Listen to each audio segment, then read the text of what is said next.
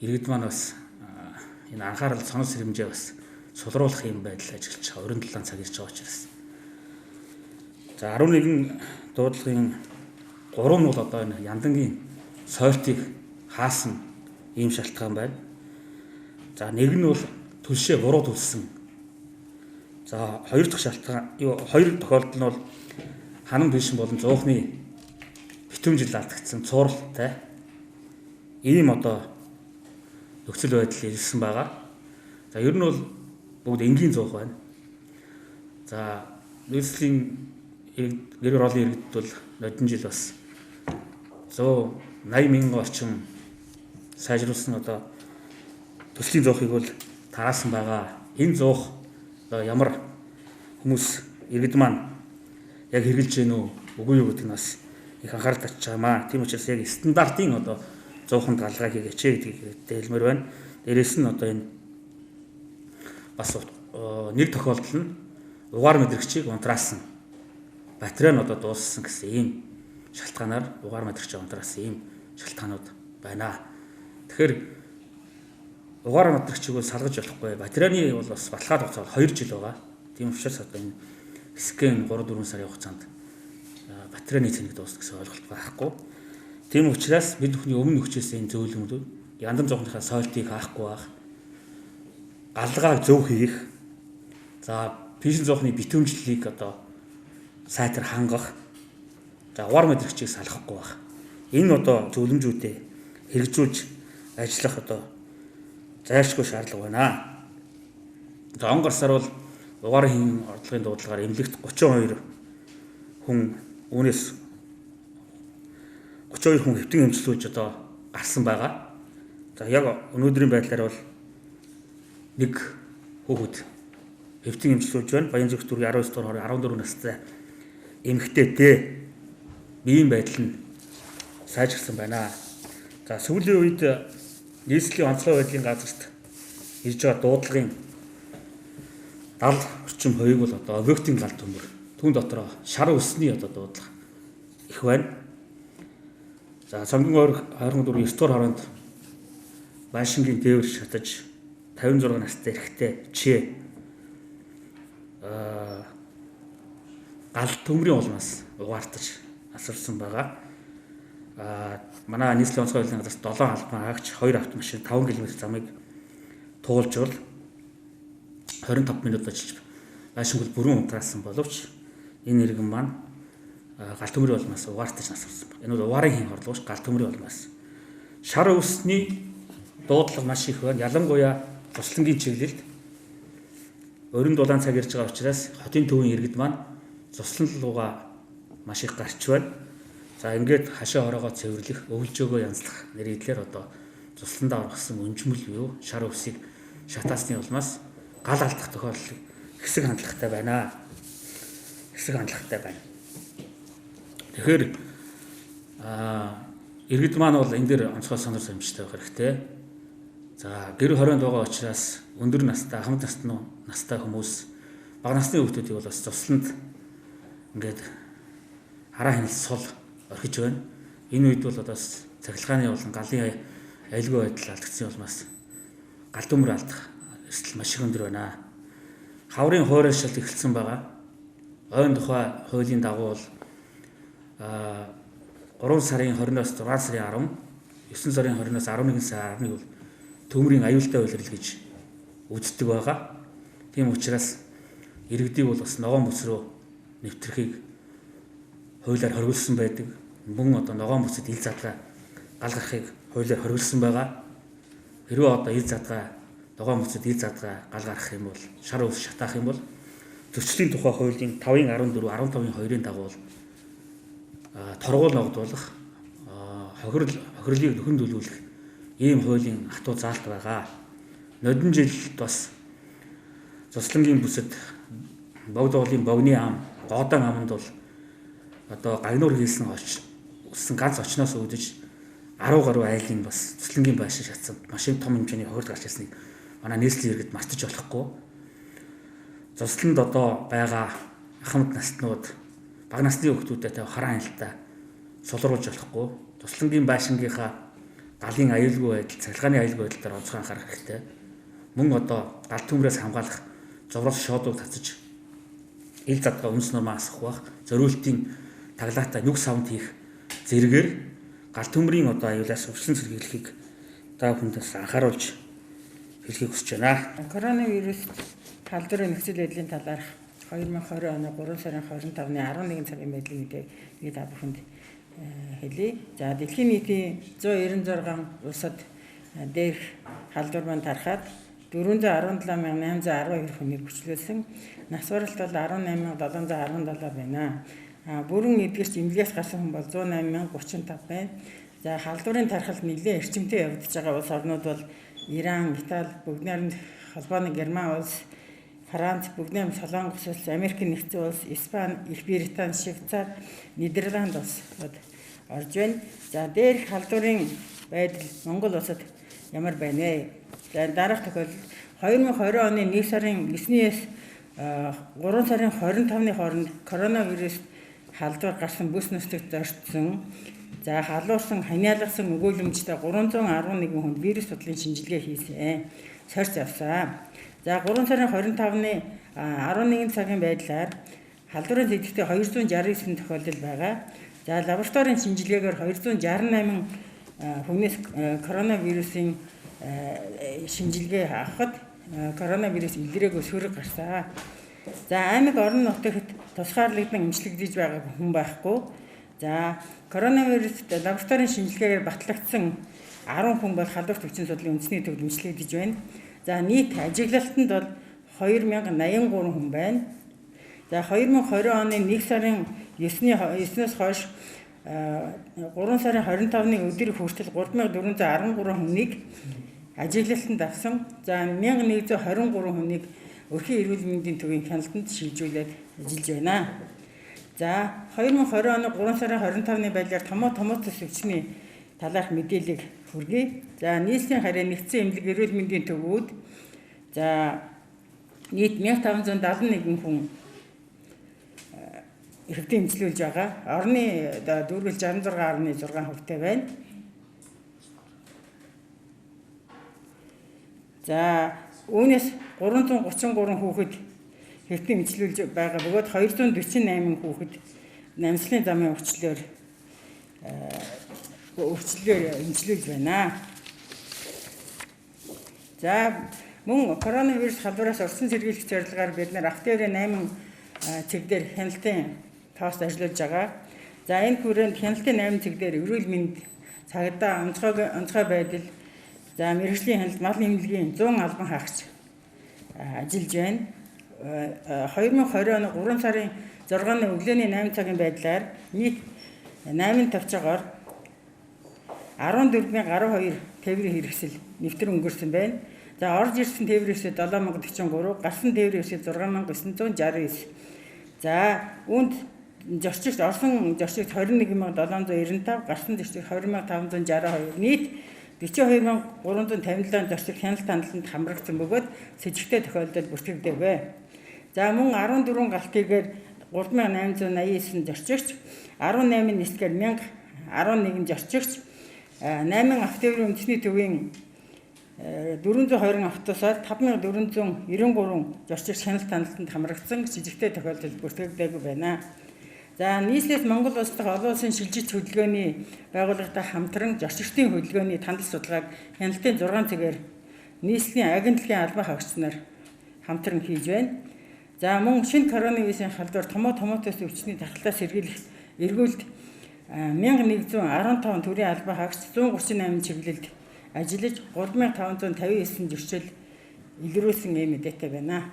За өнгөрсөн хэвлэлийн бохирлоос хойш нийслэлийн 3 автоэврийн шалган нэвтрүүлэх товчоо 5 хяналтын цэг дээр цагдаагийн байгууллага, онцгой байдал, эрүүл мэнд, мэргэжлийн хяналтын байгууллагаас бие бүрэлдэхүүн ажиллаж байгаа, хяналт шалгалтын ажлыг хийж байгаа. За засгийн газрын 2018 оны 62 дугаар тогтоолын хэрэгжилтийг хангуулах хүрээнд хяналт шалгалтын ажлыг хийж гүйцэтгэж байна. За Улаанбаатар хот руу дамжин өнгөрсөн 13 тээврийн хэрэгслээр 378.2 тонн түүхийн үрс дамжин өнгөрсөн байна. Мөн зөвшөөрлөлтөө 44 тээврийн хэрэгслээр 963.8 тонн түүхийн нүрс нэвтэрсэн байна. За шахмал түлшний түүхийд болох мидлинг 5 толгой түлшний 74 тээврийн хэрэгслийн 2352.5 тонн түүхийд бол үйлдвэрлэлөө нэвтэрсэн байна. За энэ хугацаанд хэлж халгалтын явцад Улаанбаатар хот руу түүхийн нүрс нэвтрүүлэх гэсэн зөрчил бол илэрсэнгүй. Мөн Улаанбаатар хотод түүхийн нүрс төлсөн зөрчлийн дуудлага болон зөрчил бол ирсэнгүй. За түрүүн нэргүй урандагийн хэлсэн сэрэмжлүүлэг дээр та бүхэн бас тодруулаад нэг зүйлийг бас хэлмээр байна. Энэ угаар мэдрэгчийг салгаж байгаа асуудал. Энэ бол яг өөрсдөндөө одоо юу гэдгийг маш их эрсдэл дагуулж байгаа асуудал шүү гэдгийг л ард иргэдэд маш сайн сануулмаар байна. Энэ угаар мэдрэгчийг саяны салгасан тохиолдол бол гэртээ 3 хүүхдээ орхиод явсан айл байгаа. Одоо бол сурагчид одоо яг карантинлэгдээд гэртээ байгаа. Хүүхдүүд өөрсдөө галгаагаа буруу галснаас болоод угаартах эрсдэлд өртсөн. Мөн угаар мэдрэгчийнхаа зайг салгасан байгаа.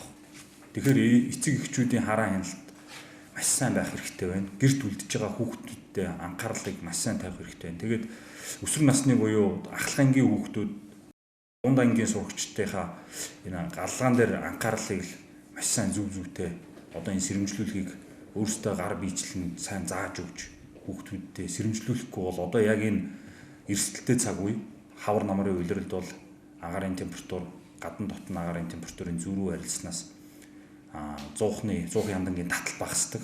Түүнээс болж угаартах эрсдэл их болдог учраас энийг та бүхэндээ бүх чиглэлийн одоо төрийн байгууллагууд бид бүхэн ингээд байн анхааруул санал 7 хоног болгон энэ хэвлэлийн баг хурал дээр бид нар анхааруул сэрэмжлүүлж байгаа. Тэгэхэд ингээд угаарын хийн хордлоход өртөж байгаа асуудал бол буурахгүй байна. Тэгэхээр энэ дээр иргэд маань маш сайн анхаарах хэрэгтэй байна. Суурин харуулын агаарын чанарын мэдээг өнгөрсөн өмнөдтэй харьцуулсан байлаа та бүхэн танилцуулъя. За өнөөдөр PM 10 хэмжээтэй тооцсон өнгөрсөн өмнөдтэй харьцуулахад 55%-аар буурсан байна. PM 2.5 хэмжээтэй тооцсон зөв 49%-аар тус буурсан юм үзүүлэлттэй байна. За агаарын дундаж температур өнгөрсөн өмнөдтэй харьцуулахад хасах 4.2 градусаар бол илүү хүйтэн байна. Хурцсны хувьд бол хэвэн байна. За тэгэхээр бол угаарын хийн ордлогоос бол сэргийлэхийг нэлсчүүд бол дахин сануулж байна. За мөн дээрээс нь гадна дотны гарын температурын зөрүү багасснаар бол одоо 100-ны таталт яндагийн соролт бол багасж одоо тухайн түвшний шатлалд мууцнаар бол угаартын хий ялгарч за өмнөөс өвдөлтэйгээр одоо угаартах нөхцөл байдал бол бий болдог байгаа. Тэгэхээр хавар намрын эрсдэлтэй энэ цаг үед бол нийт галгаа хийдэг айл хүүхэд бол угаартахаас бол сэргийлж галгаг бол маш болгоомжтой зориултын галгааны дагуу хийх нь зүйтэй маа гэж хэлмээр байна. За хэвлэлийн урал маань үргэлжилж байна. За та бүхэнд нэмээд хэд хэдэн зүйлээр мэдээлэл нэмж өгье. Өчигдрөөс эхлээд нийслэл орон даяар одоо хотын соёл аяныг эхлүүлсэн байгаа. За хотын соёл аяныг нийслэл засаг даргын одоо захирамжаар эхлүүлсэн. Тэгэхээр өнөөдрөөс энэ одоо нийт энэ зунжин гэдэг юм уу энэ 12 сарын 31-ний хүртэл хотын соёл аянд нийслэлийн бүх иргэд оршин суугчид бол нэгдэж хотоо соёлтой байлгах тал дээр анхаарч одоо ажиллацгаая гэдэг ийм уриалгыг бас төвшүүлсэн. За энийгээ бас ирээний хэндээ бас дурдж хэлье. За нийслэлийн хэмжээнд халдваргүйжүүлэлт ариутгахын ажил бол явагдаж байгаа. За годомж талбайд бол зориултын одоо техник хэрэгсэл төхөөрөмжтэй хүмүүс бол ажиллаж байгаа гэдэг та хүмүүж байгаа. За энэ ажил бол үргэлжлээд явна. За гэр хорооллын тухайд бол нэг зүйл бас байгаа. Манай иргэд бас хэлж байгаа гэр хорооллын 0 хизээнээс ариутгах эхлэх вэ гэж. Тэгэхээр энэ бол одоо нөгөө 0 гисэх шаардлагатай юм байна. Цаг хугацааны хувьд бол хараахан гисээг байгаа учраас тухгүй бол гэр хорооллоо нэг үрчлээ одоо ариутгахын үйл ажиллагаа явах юм аа. Энэ дээр бол хотын дараа бас анхаарал чиглэлийг холбогдол шаардлагатууд өгсөн гэдгийг уламжлая. За хамгийн сүүлд өчигдөр бас нэг мэдээлэл гарсан. За хэлмэг систем үзийн барилгын зөвшөөрлөг газар дээр зөвшөөрлөг барилга баригдаж ирэх. За хотын дараагаас өөрөө чиглүүлэгч газар дээр одоо мэргэжлийн байгууллагууд очиж зөвшөөрлөг барилга ажил эхлүүлсэн компанийн үйл ажиллагааг зогсоосон байж байгаа гэдгийг бас та бүхэнд хэлье. За тэгээд хэдүүлээ асуултанд оръё. За асуултууд ирсэн байна. За би хариулж болох нэг асуулт авах шиг байна. За тэгээд бусад асуултууд манай мэргэжлийн хүмүүст бас шилжүүлье. За угаар мэдрэг шизэнээс тарааж эхлэх вэ гэдэг ингээд сая бид бас албаны хүмүүстэйгээ ярилцсан. За угаар мэдрэмж бол 65 мянга ирсэн байгаа. Хариуцлага халдваргүйжүүлэлттэй ажил хийгдээд бас эрсдэл учирч болзошгүй гэдэг үүднээс битүүмжилсэн байдлаар хадгалсан. За энэ үйл явдлыг энэ хадгалсан угаар мэдрэгчээ бол одоо нэг коронавирусын халдвар тарах болзошгүй байгаа энэ нөхцөл байдалд бол олон хүмүүс цуглуулахгүйгээр хороо хэсгийн ахлагч нар яг гар дээр аваачиж хөргөж өгөөд тэгээд аль болох айл өрхүүдээр одоо явж түгэнэ гэсэн юм байдалтай. За маргааш нөгөөдрөөс эхлээд энэ 65,000 бол ингээд айдуу байдлаар тарагдаад явна гэж ингэж ойлгох хэрэгтэй. За дараа нь угаар мэдрэгч хизээ ирэх вэ гэж үлдсэн. За энэ бол эх 7 хоногийн сүүлээр бол Улаанбаатар хотно хүрээд ирэх байх. За мөн ирсний дараа бол мөн бас ариутгал халдвар үржүүлэлтийн ажил хийгдээд цөөн хоног бас битүүмжилж хадгалаад ингээд иргэдийн одоо эрсдэлгүй болсон иргэдийн одоо дүгнэ гэж ингэж ойлгож байна. За нэргүй урандаас асууж гисэн хоёр асуултын шалгасны үйл талбартай. За Бянгол төрийн хордоор хараа.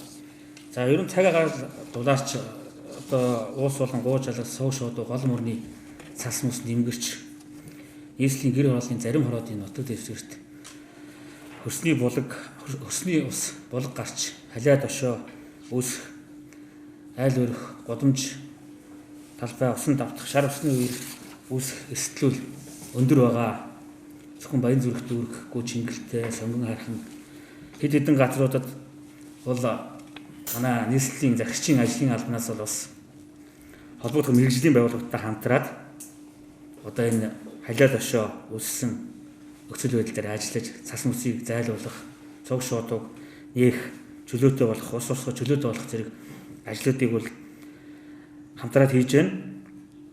Тийм учраас ер нь том жижиг гол сайр жалга эрэг хөвөнөөс зайдуу ер нь суурьш нүүх далан шуудууг цэвэрлэн ус чөлөөтэй ус орсгой чөлөөтэй болох. За амьтны сэрзэм цасны ус дамжин голуу орж усыг одоо бохирдуулах өвчин эмгэг одоо тарах аюултай тул усны ойр суурьшиж байгаа айл өрхөд аж ахуйн нэгж байгууллагууд шар усны үеийн аюулаас бол өрсөн зэрэг харамжийг авахыг бол онцгойрон анхааруулж байгаамаа.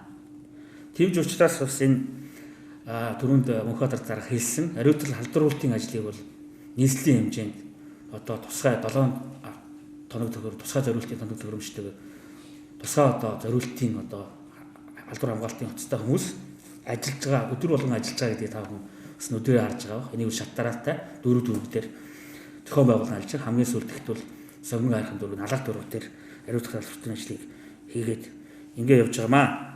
За эрдээс угаар мэдрэгч дуугарсан бол унтрахгүй орилууд нь яаж дууг болох вэ гэдэг асуулт тавьсан байна. За нэгт угаар мэдрэгчийг та бүхэнд гарын авлагтай өгсөн байна. Тэгээ иргэд маань өөрсдөө энэ гарын авлагыг уншмаар байна. Маш сайн уншиж өөрсдөө ойлгож өөрсдөө гэр дотроо байгаа зүйлийг туршиж үзээд ингээд өөрсдөн дээрээ өөрийнхөө гарын авал одоо юу гэдэг хэрэглээ болгож хөвшмээр байна. Иргэдтэй анхааруулж хэлэхэд. За ер нь бол угаар мэдрэгчэн дээр тохиол асж байгаа ногоон гэрэл анивчжиж байгаа тохиолдолд бол тухайн орчин гэр доторх орчин бол хэвэн байгаа гэдэг үзүүлэлтийг. За улаан гэрэл асаад дохио дуугарч эхэлж байгаа. За энэ бол дохио дуугарах нөхцлүүд маань өөрөө PPM гэдэг дэлгэцэн дээр үзүүлэлтүүд гарч байгаа. За 300 PPM болоод эхлэх юм бол 2 минут тутамд тухайн одоо юу гэдэг тохиол маань маш чанга дуутай. Тэгээд ойр ойрхон дуугарч эхэлж байгаа. Тэгэхээр энэ нөхцөлд бол танд аюул үүссэн байна гэдгийг тухайн төхөөрөмж маань танд анхааруулад байна. Тэгэхээр та гэртээ агаар сэлгэлт хаалга цонхоо онгойлгож тэр угаарын хэрэг гэрээсээ гарах хэрэгтэй болчиход. Тэгэхгүй манайхан дуугарлаа угаар байна. Нэг цонхоо салхивч нэг дутуу агс онгоолгоод хаагаад орчингууд дахиад гэрт угаар байгаа учраас тэр аппарат маань төхөөрөмж маань дахиад одоо танд сэрэмжлүүлээ дуугараад байгаа учраас унтрахгүй байгаамаа. Та бүхэн нэг довч дараад унтраах биш агаар сэлгэлтээ хий. Гэр доторх угаарын хийг гаргасны дараа өөрөө тухайн автоматар төхөөрөмж маань унтрна. Мөн хоёр товчлуурууд байгаа. Тэр товчлууруудыг бол яг би та бүхэн өөрсдөө уншиж тэр товчлууруудыг яаж хэрхэн дарах унтраах вэ? Одоо бол энэ иргэний асууж байгаагаар орилж байгаа учраас шууд дараал нөгөө төхөөрөмжийг унтрах гэдэг байгаа байхгүй. Гэтэл угаарын хий маань тухайн гэр дотор байсаар л байгаа. Байгаа учраас тэр тохиол одоо юу гэдэг анхааруулах сэрэмжлүүлэх дохио та бүхэнд өгөөд байгаа юм шүү. Тэгэхээр шууд дараад унтраах биш. Хамгийн зөв зам бол гэр доторх угаарын хийг гэрт одоо гэртээ агаар сэлгэлт оруулж иж угаарын хийгүү болсон тохиолдолд төхөөрөмж унтрана. За гол асуудал энэ байна. За батарейны асуудлыг яриад байгаа манай иргэд. Энэ дөрвөлжин 9 вольттой батарей байгаа. Ер нь бол номин том супермаркет худалдааны төвүүдэд бол энэ батарей байгаа. А жижиг түүцнүүдэд бол байхгүй. Нөгөө хуруу бидний хэлдэг хуруу зайнууд бол жижиг түүцнүүд одоо жижиг дэлгүүрүүдэд зарагддаг. А бидний одоо яг энэ угаар мэдрэгч тоног төхөөрөмжийн дээр суурилуулсан энэ батарей бол өөрөө өндөр хүчин чадлын вольттой. Тэгээд иргэд маань одоо ингээд хэрэглээний буруу хэрэглэнээс болоод энэ батарей ингээд одоо дууссан байна, зайн дууссан байна гэдэг асуудал яригдаад байгаа маа. За энэ дээр тэгэхээр манайхан тэр супермаркет, томоохон худалдааны төвүүд дээр орж энэ батарейг болж авч болно шүү. За тэгэхээр иргэдээс сайжруулсан түвштэй холбоотой асуудал ирсэн байна. За сайжруулсан шахмын түвшиг энэ 100-ны хугацаанд бол зарах уу гэж байна. Тэгэхээр сайжруулсан түвшиг бол өнгөрсөн үйл нийтдээ 400 орчим борлуулалтын цэгүүдээр бол борлуулсан байж байгаа. Тэгэхээр 5 дахь түвшиг компанийн зүгээс энэ 100-ны хугацаанд бол томоохон одоо авцаан дагуух борлуулалтын цэгүүдээр бол сайжруулсан түвшиг бол хэвийн одоо борлуулалтанд зарагдах байгаа. Тэгэхээр мөн дээрээс нь нийслэлийн засаг намын зүгээс болон 5 дахь түвшиг компани хамтран нэмэхүү энэ 100-ны түвшигний сайжруулсан түвшний нөөцлөлтийн ажлыг бас одоо зохион байгуулахаар бэлтгэл ажиллагаа хангаад бол ажиллаж байгааг хэлэх зүйтэй байна.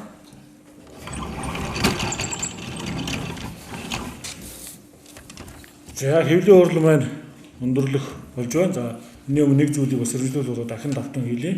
За хаврын одоо дулаарлал ирж байгаа холбоотойгоор угаарын хордохоос манай иргэд бүгдээрээ сэрэмжлэх хэрэгтэй. За бид хэвлэлийн байгууллагууд сэрэмжлүүлгийг бол олон талаар маш үр дүндээ хүргэж байгаа. Тэгэхээр та бүхэн бүр цаг гаргаж энэ сэрэмжлүүлэгт анхаарч өөрийгөө болон ойр тойрны хүмүүсээ үр хөвгтүүдээ эрсдэлд учрахаас өрсөн сэргийлэх ажилд анхаарах нь зүйтэй гэдгийг хэлээ. За ингээд хэвлэлийн хурлаа өндөрлөё.